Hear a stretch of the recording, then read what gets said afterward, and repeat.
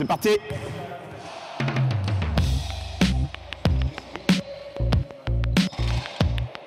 Effectif renouvelé à 50% avec l'arrivée de 3 pros et de 3 jeunes dans l'équipe qui compte 4 départs.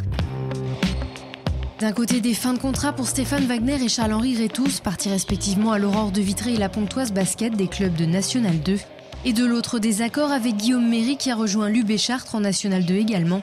Et enfin, Sébastien Chéras que ses anciens coéquipiers recroiseront cette saison aux côtés de l'Angers ABC. Autre ancien a croisé cette année le coach démissionnaire la saison dernière. Freddy Massé devenu entraîneur de l'Étendard de Brest.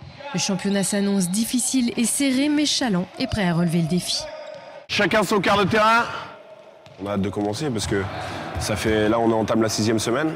On arrive à la fin de la 6e semaine de préparation, donc on a tous envie un petit peu que le championnat débute et montrer un petit peu ce qu'on sait faire en championnat. C'est vrai que les matchs amicaux ont été bons et tout ça.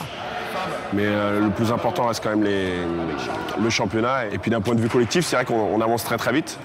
Parce que c'est un groupe qui a envie de bosser ensemble, donc d'un point de vue collectif, ça se passe plutôt très bien en ce moment. 5 tirs à 3 points pour Régis et 5 tirs à 3 points marqués pour Juan. Le collectif se construit aussi autour de son nouveau capitaine et meneur de jeu, Régis Boissier, venu de l'Hermine de Nantes. Je suis resté naturel, j'ai tendance quand même à parler régulièrement, à donner des conseils.